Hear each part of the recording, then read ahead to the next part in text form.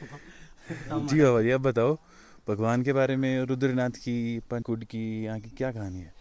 पूरे भारतवर्ष में भगवान शिव के मुख के दर्शन चमोली के रुद्रनाथ में होते हैं, अच्युतानंद रूप में नेपाल के पशुपतिनाथ में होते हैं।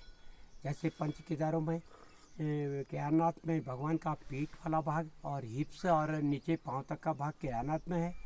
द्वितीय केदार मधमेश्वर में नाभि और पेट वाला भाग है। तृतीय केदार तुंगनाथ में भुजा है। चतुर्थ केदार रुद्रनाथ में मुख है। अब पंच केदार कल्पेश्वर में भगवान की जटा है। ये पंच केदारों का महत्व है। और भगवान रुद्रनाथ में 5 पवित्र कुंड हैं। पहला है फर्स्ट जहाँ से आप आए वहाँ पर नारद कुंड है। भगवान के 200 मीटर दूरी पर सरस्वती कुंड है। नीचे भोजपत्र के जंगल के बीच में मानस कुंड है। नीचे इस जंगल के बीच में बैतनी कुंड है। ये सूर्य कुंड है।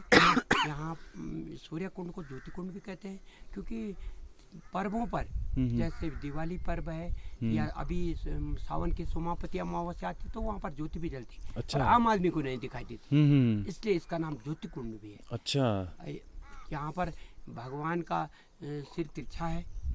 तो हमारे पूर्वज दादा परदादा कहते थे कि उधर गोट था, बकरियों का झुंड था। 5000 बकरियाँ चुगने के लिए चरावे इधर लाते हैं, तो वहाँ पर झुंड था। तो झुंड में 3000 बच्चे आपस में खेल कर रहे थे, उछल कूद कर रहे थे। तो भगवान निहारते रहे उनको, उछल कूद कर रहे थे छोटे बच्चे। अच्छा, बकरियों के 3000 बच्चे। तो इसलिए भगवान का सिर टेढ़ा रह गया। ये तब तक पुजारी दरवाजे पे आ गया, वो ऐसे ही पत्थर से ला हो गए। अच्छा। ये पितृधार का महत्व ये है कि पितृधार 12,500 फुट की ऊंचाई पर है और 10.5 पर भगवान है। तो यहाँ पर की लोकल चोटियों में सबसे बड़ी चोटी है। अच्छा। तो वहाँ पर से हमारे पुरखे दादा परदादा कहते थे, तो वहाँ पर सारे पितृ इकट्ठा होकर स्वर्लोक को गए थे, इसलिए उसका नाम पितृधार। अच्छा। ये सरस्वती कुंड का ये महत्व है। जब त्रिदेव ब्रह्मा विष्णु और महेश इस पवित्र स्थान पर आए तो सरस्वती माता ने वहाँ पर तप किया। अच्छा। और उस कुंड में स्नान किया। उसका महत्व हरिद्वार की गंगा के बराबर है। अच्छा। तो सब मजाक समझ ले। हमारे दादा परदादा पुरखे कहते थे, तो वहाँ पर चप्पल नहीं लेते। हम भी अभी भी 10 मीटर दूर चप्पल उतार के उस कुंड से जल लेके स्नान करते हैं, आचमन करते हैं, छिड़कते हैं अपने। ये पवित्र है। अभी नारद जी का सिर भी तिरछा है। तो नारद जी और भगवान आपस में बात कर रहे हैं। अच्छा। उनका सिर ऐसा, इनका सिर ऐसा। महाराज जी, ये मुख कितने समय तक रहता है यहाँ?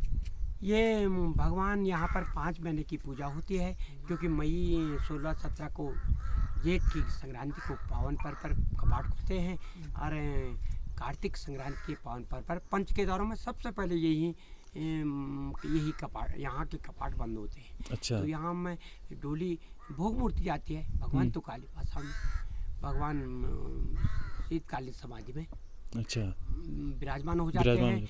और इनकी जिम्मेदारी वन देवियों की, उसके बाद शीतकाल में वन देवियों की पूजा पाठ की जिम्मेदारी वन देवियों को दी गई। उनके बगल में जो मंदिर है वन देवियों का, उनकी जिम्मेदारी होती है शीतकाल में। अच्छा। भगवान की पूजा पाठ जो भी होना है वही करते हैं। अच्छा। हाँ, ऐसा मान्यता ये है। हाँ। हमारे पुरखे भी यही कहते हैं। आप फिर जब ये मुख नीचे जाता है, इसकी स्थापना कहाँ होती है? मुख नहीं ले जाते, वो तो शिला पत्थर तो काले।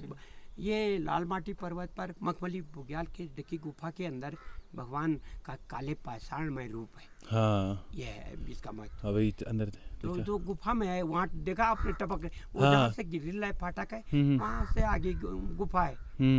तो है, सही बात है। बहुत बढ़िया अंकल जी। ठीक है। बम बम।